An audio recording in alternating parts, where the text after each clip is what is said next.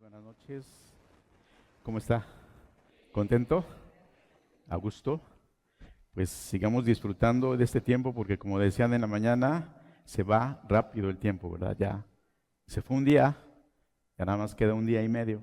Entonces vamos a disfrutar no solamente el tiempo en familia, disfrutando la playa, el restaurante, sino este tiempo también, este tiempo de comunión entre nosotros es muy importante. Entonces, gracias a Dios porque podemos estar aquí.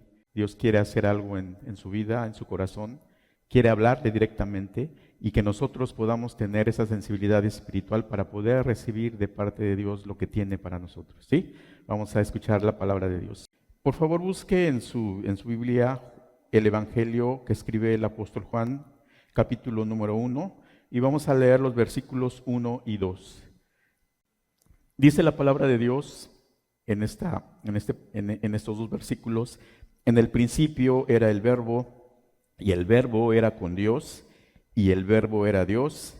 Era en el principio con Dios.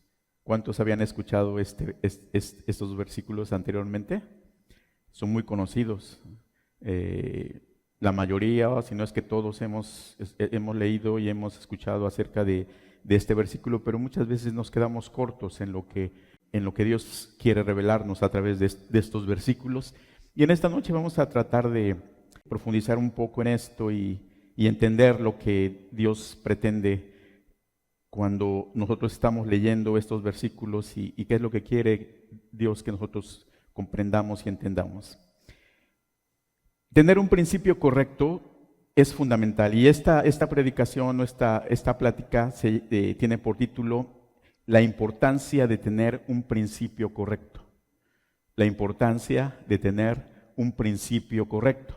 Y tener un principio correcto es fundamental, ya que actúa como un cimiento sólido para lo que lo estamos haciendo. Hablando de una construcción, un principio correcto fundamenta lo que es una construcción y va a determinar la estabilidad, la durabilidad y el éxito de esa construcción, no solamente a corto plazo, sino a largo plazo.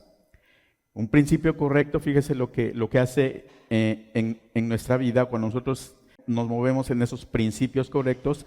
Va a definir una buena dirección, va a definir objetivos claros, va a definir objetivos correctos, y que todo lo que hagamos va a tener una base sólida, por lo tanto una estructura sólida, cuando hay principios correctos, cuando hay un inicio correcto. Entonces, la palabra principio proviene del latín, que significa origen, significa comienzo, significa punto de partida, significa fundamento, significa una base sólida sobre lo cual se construye algo, y es una primera causa o una razón fundamental de lo que se está construyendo. Es muy claro esto, ¿verdad? Las definiciones nos llevan a esclarecer o a entender lo que significa la palabra principio, y el origen de esta palabra lo acabamos de ver. Pero eso es en el contexto de un significado. Pero en el contexto bíblico, en el contexto de Juan 1:1 que acabamos nosotros de leer, esta palabra principio tiene cierta acepción muy especial. Entonces, esta palabra principio, bíblicamente, en la traducción griega, es la palabra arché, principio, arché. Es la palabra hebrea bereshit. Entonces, en la Biblia, en este pasaje, principio no solamente significa el primer momento en un tiempo, sino es algo mucho más profundo que solamente un principio. Va mucho más allá. Cuando nosotros leemos en el principio era el Verbo, no solamente quiere decir un inicio, sino esta palabra va mucho más allá de solamente un principio, sino no solamente es un origen o algo creado, sino va mucho más allá. Esta palabra va hacia lo anterior a ese principio. Por ejemplo, hablando de la creación, lo anterior a esa creación. Entonces, esta palabra es muy especial porque nos lleva hacia algo más allá que solamente un inicio o un principio. Y es la fuente entendiéndolo de esa forma, de la eternidad. Juan comienza con en el principio. Y esta parte no es casual porque quiere llevarnos hacia algo más profundo cuando habla en el principio. Es una declaración que tiene principios espirituales muy profundos. Esta palabra solamente. Si usted ve estos dos versículos que acabamos de leer son muy cortitos, pero tienen un fundamento, le voy a llamar teológico, muy grande. Tienen un fundamento, tienen principios sobre los cuales nosotros tenemos que movernos muy profundos. Es una declaración de principios espirituales muy importantes y Juan en estos dos versículos está estableciendo fundamentos correctos sobre los cuales nosotros nos tenemos que mover. Fundamentos correctos sobre los cuales nosotros tenemos que movernos, fundamentos sobre los cuales tenemos que construir nuestra fe, fundamentos sobre los cuales nosotros tenemos que construir nuestra vida. Y tiene que estar a prueba de muchas cosas, muchas situaciones que vienen a nosotros.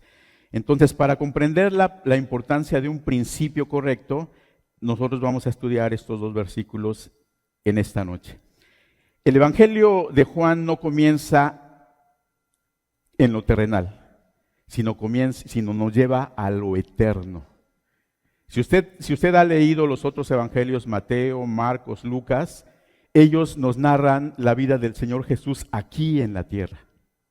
Nos narran su nacimiento, nos narran sus milagros, nos narran la obra de Jesús.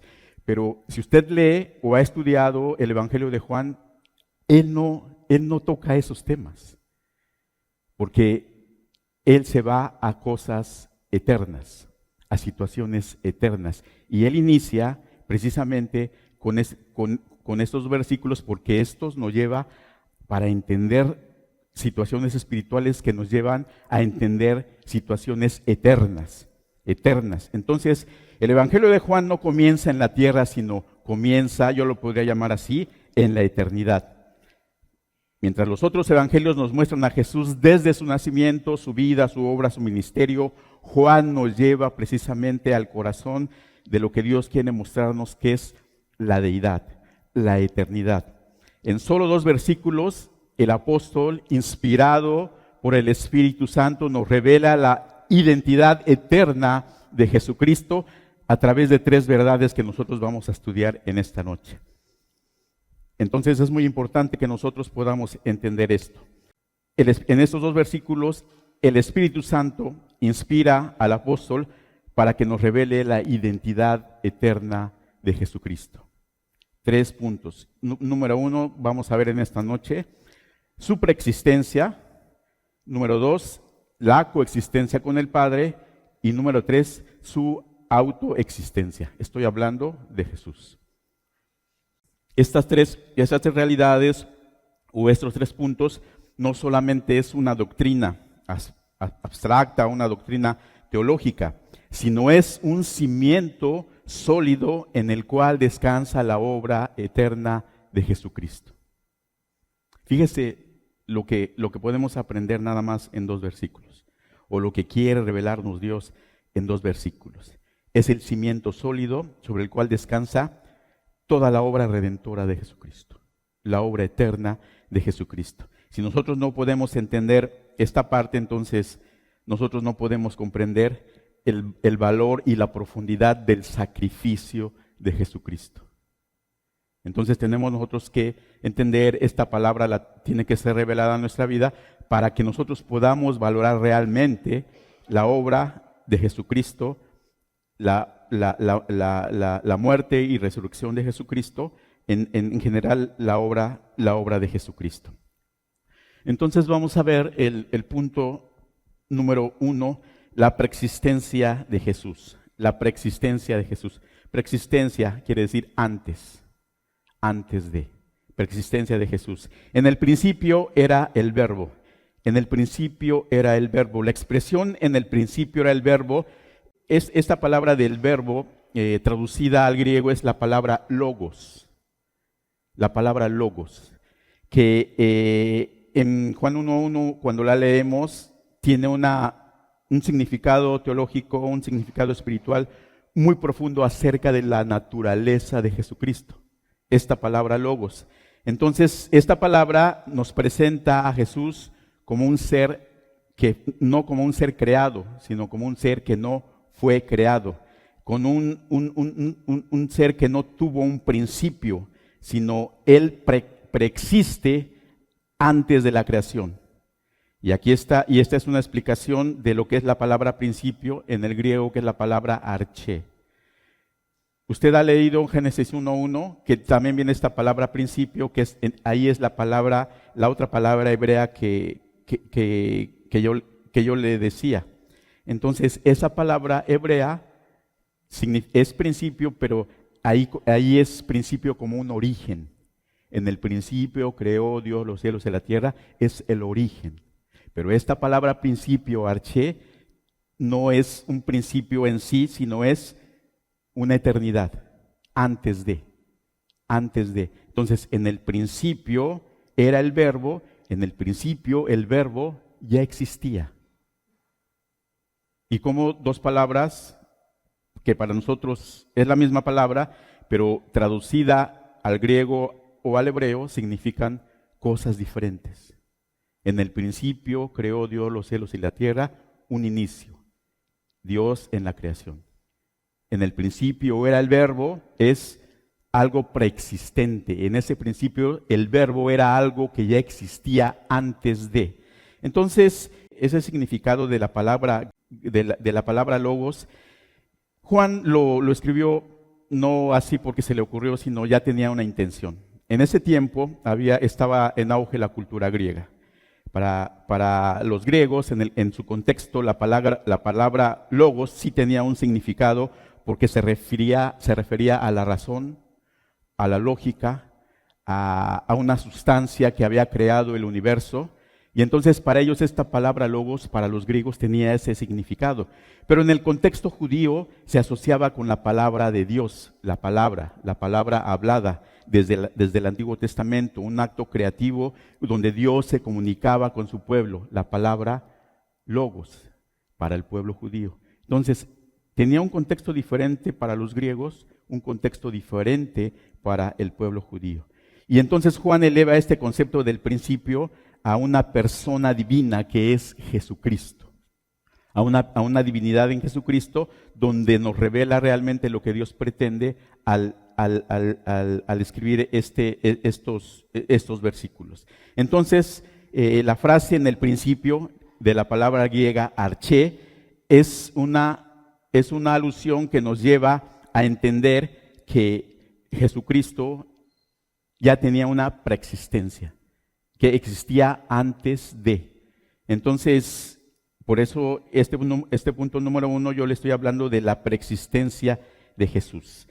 El verbo griego nos indica una existencia continua, una existencia eterna, una existencia ininterrumpida, donde nos da a entender que no hay un punto de partida, que Jesús no tuvo un comienzo, que Jesús trasciende en el tiempo, que no tuvo un inicio. Yo espero que me esté entendiendo un poco acerca de esto y que no nos enredemos. Pero es muy simple, estamos hablando de la preexistencia de Jesús en este tiempo. Hablando tal vez un poco más entendible, Jesús existía antes de la creación del universo. Jesús existía antes de la creación del universo. Jesús existía antes de que fueran creados los cielos, antes de que fueran creada la tierra, los ángeles, etcétera. Jesús ya existía. Él no es alguien creado, sino es el creador también. Es el creador eterno. Yo quiero que me ayude, por favor, para tener una base bíblica de esto que le estoy diciendo.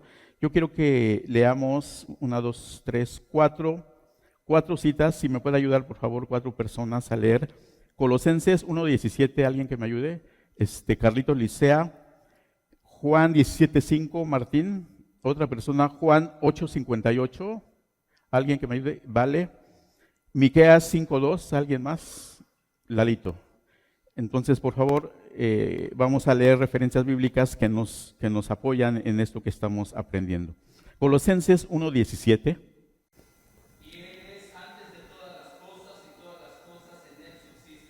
¿Quién es Él? Jesús.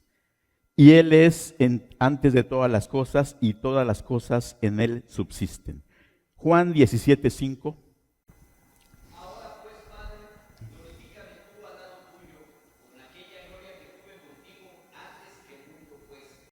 Antes que el mundo fuese, dice, glorifícame tú con aquella gloria que tuve contigo antes que el mundo fuese. Juan 8:58, por favor.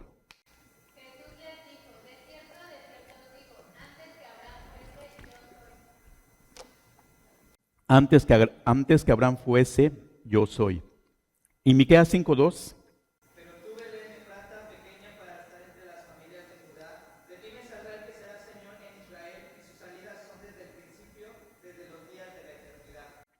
Okay. Estas citas nos llevan a entender realmente la preexistencia de Jesús. Son una base bíblica que nos llevan realmente a tener esta base sólida para entender la preexistencia de Jesús. Jesús es preexistente. Su encarnación fue un acto de humildad que Él tuvo y dejó la gloria que Él disfrutaba para venir a la tierra, para entrar a un mundo caído, siendo Él Dios. Punto número 2, la coexistencia. Primero vimos, punto número 1, la preexistencia. Punto número 2, la coexistencia de Jesús con el Padre. Dice, y el verbo era con Dios.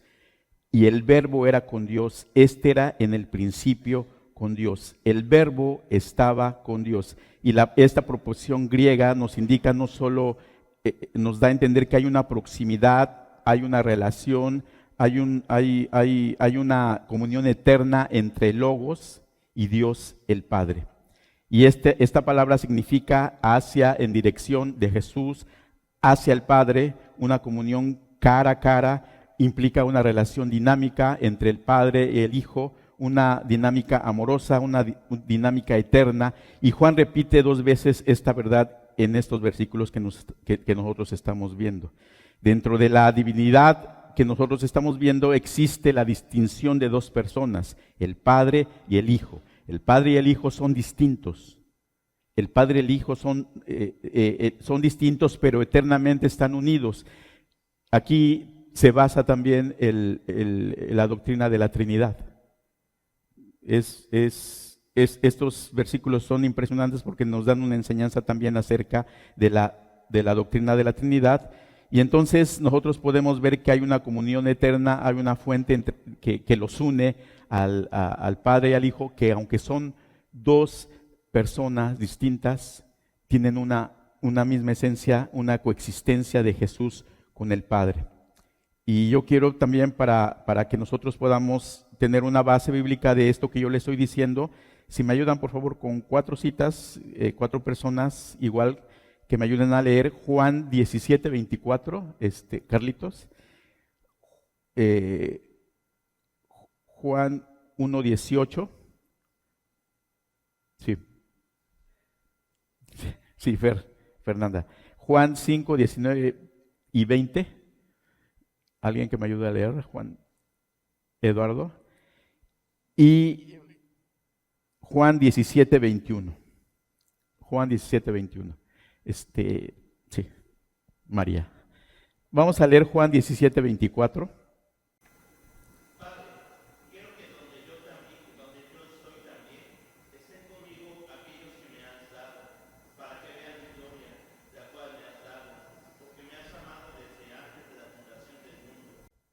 Porque me has amado desde antes de la fundación del mundo. ¿Quién está hablando? ¿Quién está orando? ¿A quién? Al Padre. Dice, me has amado desde antes de la fundación del mundo. Juan 1:18.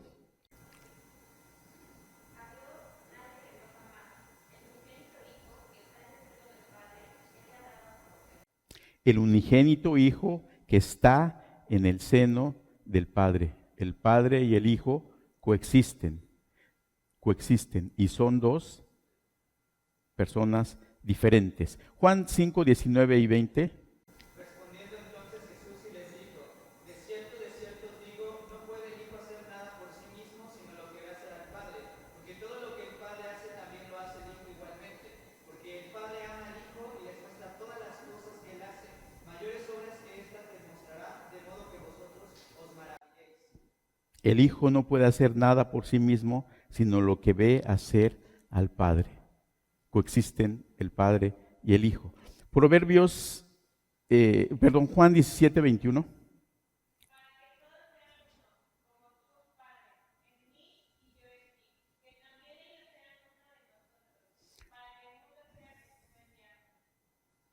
Para que todos sean unos como tú, Padre, en mí y yo en ti. Vimos la preexistencia de Jesús, la coexistencia de Jesús con el Padre. Y entonces el punto número 3 es la autoexistencia de Jesús. La autoexistencia de Jesús, y el Verbo era Dios. Y el Verbo era Dios. Y este versículo afirma directamente la divinidad del Logos, la divinidad de Jesús, la divinidad de Arché. Él comparte la misma esencia, la naturaleza que el Padre, sin ser el mismo individuo. Comparte la misma esencia, pero sin ser el mismo individuo. Y entonces nosotros podemos ver que el Verbo era Dios. El Verbo era Dios. Jesús era Dios. Jesús era Dios. El Arché, el principio, era Dios. No era un Dios, sino era Dios. Y aquí nosotros podemos ver, como yo le decía, la autoexistencia, que significa que Jesús tiene vida en sí mismo. Él es Dios mismo. Él es Dios mismo. Está el Padre y Jesús, la palabra, el Logos, el Arché, siendo Dios mismo. Jesús no es una deidad subordinada o derivada del Padre, sino es coigual, es coeterno, yo usé esta palabra consustancial con el Padre, tiene la misma sustancia que el Padre, tiene todos los atributos que el Padre, la plenitud, la eternidad, la omnipotencia, la omniscencia, la santidad. El Hijo. Entonces, dice Juan 1:3, más adelante, que no lo leímos, todas las cosas por Él fueron hechas. Y esto nos da a entender que también es el iniciador, el creador, la fuente de la vida. El Logos es el principio eterno. Jesús es el principio eterno. Y yo quiero que veamos también 4 citas que nos dan referencia de esto que estamos viendo. Si me pueden ayudar con Juan 5:26, por favor, Martín. Hebreos 1:3, Ruth. Isaías 9:6, Betsa. Y Filipenses 2:6, Pati. Juan 5:26.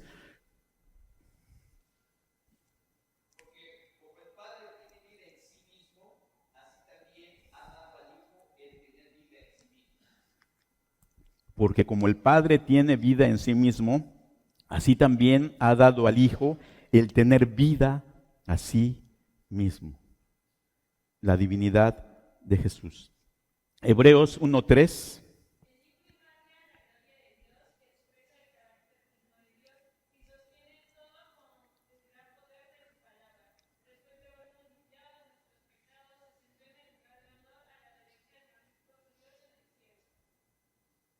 Hebreos 1:3. Dice, el cual siendo resplandor de su gloria y la imagen misma de su sustancia.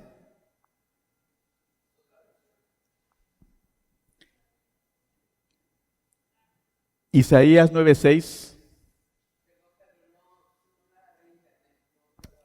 Ok. ¿Alguien que tenga Isaías 9:6?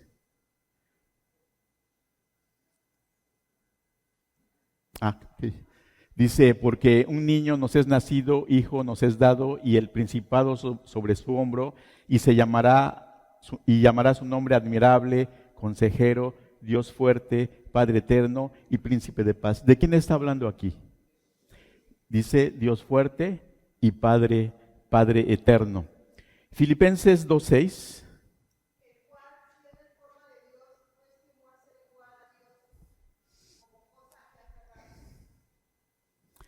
Y el cual, siendo en forma de Dios, no estimó el ser igual a Dios como cosa a que aferrarse. Y yo quiero terminar con este punto, porque este versículo nos da una conexión con lo que estamos viendo y esta conexión es la obra redentora de Jesús. Y esto que acabamos de ver se refleja precisamente en Filipenses 2, del 6 al 11. Si usted quiere buscarlo en su Biblia, lo vamos a tener en la pantalla. Filipenses 2, del 6 al 11, dice: el cual, siendo en forma de Dios, no estimó el ser igual a Dios como cosa a que aferrarse, sino que se despojó de sí mismo, tomando forma de siervo, hecho semejante a los hombres, y estando en la condición de hombre, se humilló a sí mismo, haciéndose obediente hasta la muerte y la muerte de cruz, por lo cual también Dios le exaltó hasta lo sumo. Dios le exaltó hasta lo sumo. Y nosotros podemos ver aquí cuál es una conexión de lo que acabamos de ver del principio eterno con la obra redentora de Jesús. La obra de Jesús. Él vino a hacer una obra eterna. La obra de Jesús es una obra eterna. Por eso yo le decía que Juan comienza con lo eterno. Lo que escribe Juan no es terrenal, sino va a lo eterno, a cosas espirituales eternas. Y cuando nosotros vemos esta parte de la obra de Jesús, lo que Él era, lo que Él vino a hacer a la tierra, entonces podemos entender realmente ese principio, ese principio correcto. Cuando nosotros entendemos ese principio correcto, entendemos entonces cuál es la obra redentora de Jesús, donde podemos ver que Él deja voluntariamente la gloria eterna que tenía desde la creación, y es obediente, dice aquí, obediente hasta la muerte, en un perfecto amor reflejado del Padre eterno, donde Él derrama derrama su sangre en la cruz, que tiene un valor eterno también, para satisfacer realmente la demanda de Dios contra el pecado, para expiar precisamente el pecado de seres pecadores. Quiero que para terminar me ayude por favor a leer 4 citas que nos dan referencia de esto que acabamos de ver. Primera de Pedro 1:20, por favor. Vale. Hebreos 9:14. Mare. Segunda de Corintios 5:19. Segunda de Corintios 5:19. María. Y Juan 1:14. Lalito. Vamos a comenzar con Primera de Pedro 1:20.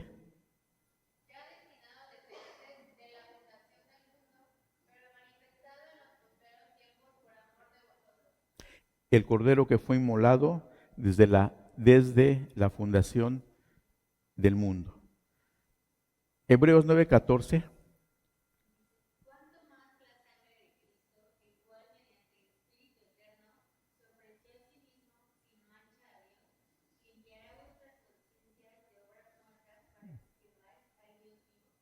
Okay. Segunda de Corintios 5:19.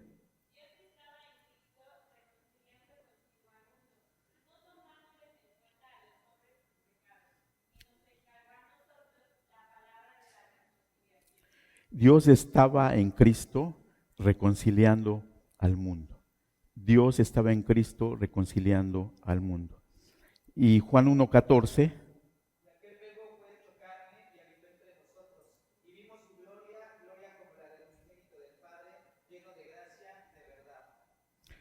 Y el Verbo se hizo carne y habitó entre nosotros, que está aquí más adelante en este capítulo 1, en el versículo 14.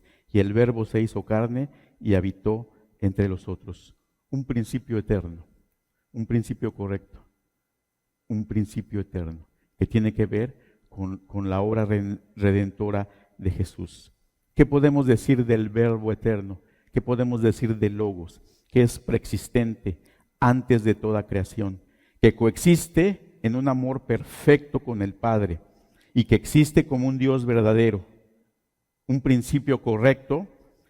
No es un evento aislado, no es un evento del pasado, sino es una alineación espiritual de Logos. Jesucristo es el alfa, la omega, el principio y el fin. Tener un principio correcto en la vida cristiana es el fundamento correcto que nosotros debemos tener. Yo le decía al inicio, un principio correcto es el fundamento de algo que se va a desarrollar. Si el principio no es correcto, entonces el fundamento no es correcto, entonces lo que se desarrolla va a ser incorrecto y va a ser una construcción mala, por decirlo de alguna forma. Tener un principio correcto en la vida cristiana es algo muy importante porque nos proporciona una base sólida, una fe sólida que nos lleva a una estabilidad, a un crecimiento y a una madurez con un principio correcto. Si no hay un principio correcto, entonces no hay crecimiento, hay inmadurez, hay inestabilidad, porque no hay una base sólida. Un buen principio nos lleva a desarrollarnos y a tener una comunión con Dios y va a definir lo que es nuestra trayectoria y nuestra vida cristiana. Y permite una transformación en nosotros, permite un desarrollo correcto y permite que nosotros nos podamos desarrollar de una forma correcta en el camino que Dios ha trazado para nosotros dentro del cristianismo. Un principio correcto es muy importante. Desgraciadamente, no siempre hay este principio correcto.